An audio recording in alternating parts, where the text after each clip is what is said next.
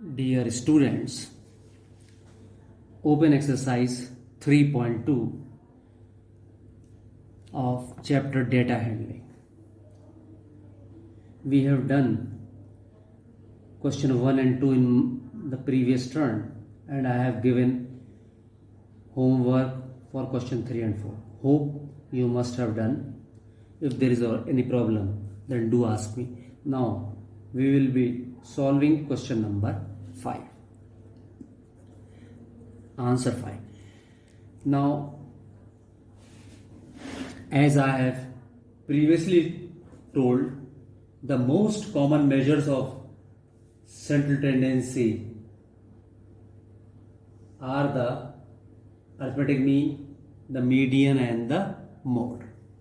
ये measures of central tendency है. These are representative value for a group of observations. अगर एक observations की कोई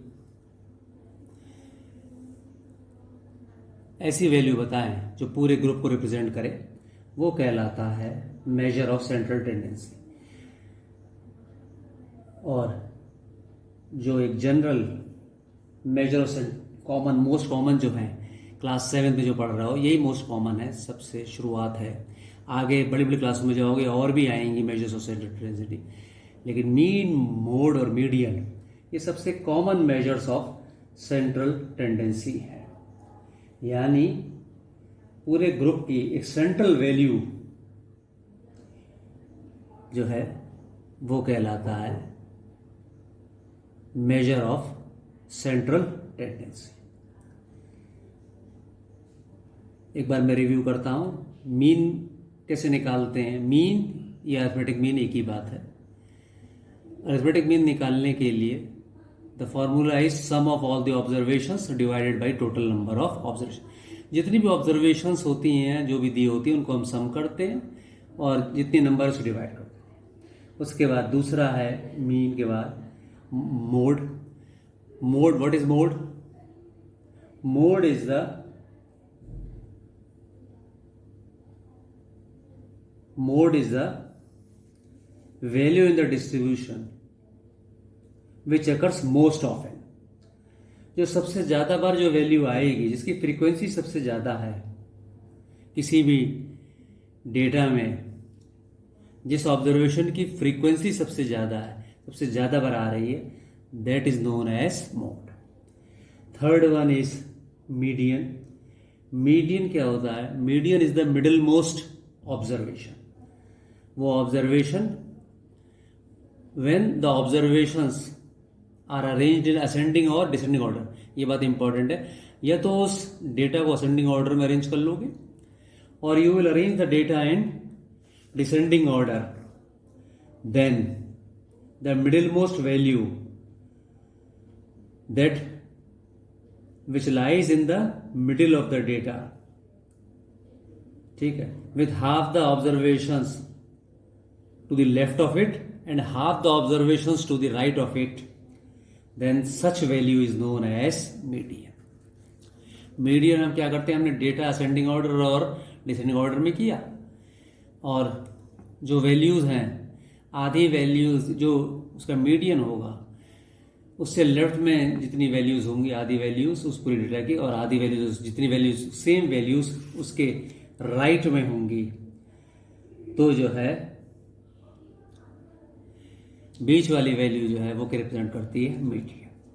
इसी पर बेस्ड, ये मैं डेफिनेशन तुम्हें इसलिए बता रहा हूं कि क्वेश्चन 5 जो है उसमें कहना है ट्रू और फॉल्स. अब इसमें 5 पार्ट दिए हैं बच्चों, तो बच्चे क्या करते हैं कि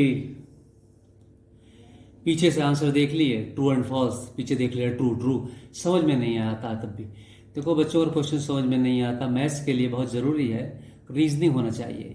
इतने क्वेश्चंस को तुम याद नहीं कर सकते. ये इंग्लिश, हिंदी और एसएसटी नहीं है कि तुमने याद कर लिया है, बात समझ में नहीं आए. ये बच्चों अच्छी तरह समझो, जो बात तुम्हें समझ में नहीं आएगी एग्जाम में फिर नहीं कर पाओगे. अभी तो तुम्हारे क्लास में बता रहा हूँ, मैंने कहा ट्रू, तुमने अपनी कॉपी में ट्रू लिख लिया, लेकिन क्लास में उसको समझ नहीं पाओगे एग्जाम में. तो सबसे पहले mode is always one of the numbers in A data. तो सबसे पहले इस क्वेश्चन को आंसर लिखने से पहले mode is always one of the numbers in A data. तो मोड क्या होता है, जो डेटा में नंबर्स होते हैं उन नंबर्स में सबसे ज़्यादा बार आए, तो जाहिर सी बात है वो उसके अंदर का ही नंबर होता है। तो ये स्टेटमेंट क्या है, this statement is true because the mode is always one of the numbers in the data. वो नंबर है जो सबसे ज़्यादा बार आ रहा है इस डेटा में, तो ये स्टेटमेंट क्या हो गया, true. The mean is one of the numbers in A data. अब सेकंड क्वेश्चन को समझने से पहले मैं तुम्हें एक एग्जाम्पल देता हूं। मैं कह रहा हूं, पीछे से देखोगे, पीछे ट्रू होगा तुम लिख दोगे ट्रू, पीछे लिखा है फॉल्स तो लिख दोगे फॉल्स। लेकिन जब तक समझ में नहीं आए क्वेश्चन अच्छी तरह, तब तक ट्रू और फॉल्स का कोई सेंस नहीं है। देखो फॉर एग्जाम्पल मैंने कहा find the mean of first 5 natural numbers. Find the mean of first 5 natural numbers. एक मैं तुम्हें क्वेश्चन से समझा रहा हूं इसको कि स्टेटमेंट ट्रू है या नहीं है। The median is one of the numbers in A data. तो मैंने कहा find the mean of first 5 natural numbers. तो फर्स्ट 5 नेचुरल नंबर्स क्या होते हैं, 1 + 2 + 3 + 4 + 5। इसका मीन कैसे निकालेंगे, sum of observation 1 + 2 + 3 + 4 + 5 upon 5। Total numbers कितने हैं, 5। अब ऐड करो 2 1 + 2 3 3 + 3 6 6 + 4 10 10 + 5 15 15 अपॉन 5 कितना आ गया, 3। क्या बच्चों 3 है या नहीं है, तो तुम कह दोगे हाँ सर 3 तो है, तो तुम लिख दोगे ट्रू। लेकिन चलो मैं एक दूसरा एग्जाम्पल देता हूं।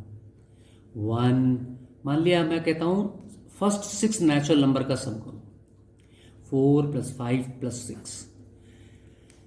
अब इसको प्लस करो, हमने 1 to 5 का सम किया था, 15 + 6 21 अपॉन 6। 2 3 2 जा 3 7 जा कितना आ गया, 7/2। क्या 7/2 इसमें है, नहीं है। तो हम देख रहे हैं the mean is one of the numbers in the data. हो भी सकता है, नहीं भी हो सकता है, लेकिन हमेशा याद रखना ये जरूरी नहीं है कि उसका वो होगा। तो ये स्टेटमेंट क्या है, फॉल्स। ये स्टेटमेंट फॉल्स। पीछे से देख के नहीं है। देखो मैथ्स के लिए बहुत जरूरी है कि हमें रीजनिंग करें। जब हम रीजनिंग नहीं करेंगे अपने आप से, हमें मैथ्स कभी भी नहीं आएगी। बच्चों 10 तक तो रट के कर लोगे, उसके बाद 11वीं क्लास से तुम मैथ्स नहीं पढ़ पाओगे। वही बच्चा पढ़ पाएगा मैथ्स जिसके अंदर रीजनिंग है। तो मैं 2 एग्जाम्पल से मैं उम्मीद करता हूं कि क्लियर हो गया होगा। पहले एग्जाम्पल लिया था find the mean of first 5 natural numbers, तो हमारा आंसर आया था 3। वो इसका ग्रुप में है 3, थर्ड नंबर था।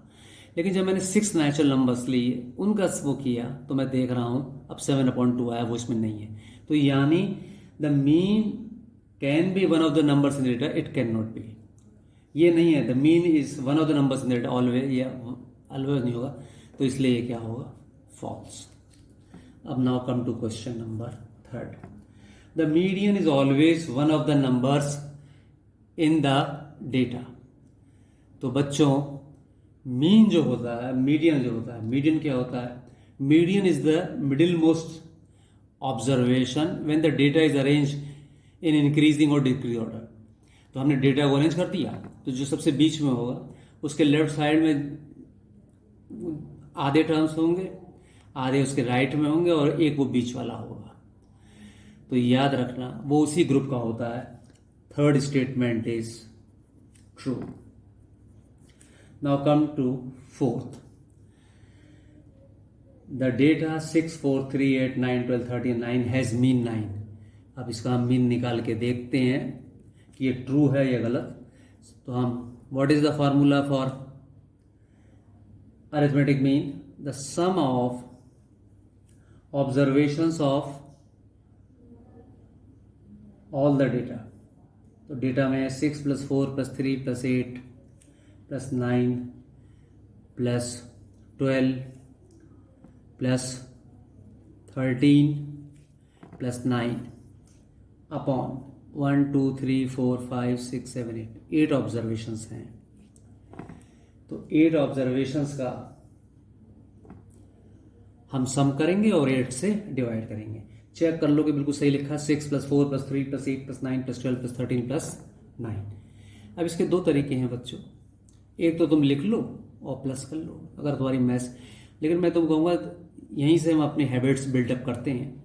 तुम इसको कोशिश करो कि ओरली हम सम करेंगे। तो लो मैं तुम्हें तरीका बताता हूँ। सबसे पहले वंस प्लेस पे हम प्लस करेंगे।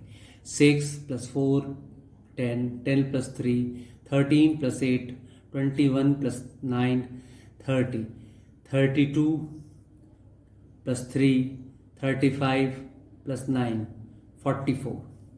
तो 4 वंस प्लेस पर डिजिट लिख ली 4, कैरी 4 टू 4 को कैरी करेंगे। अब सेकंड टेंस प्लेस पे आएंगे 4 + 1 5 + 1 6 64/8।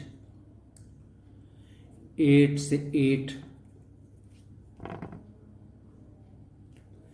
वो कह रहा है 9, 8 but not 9, hence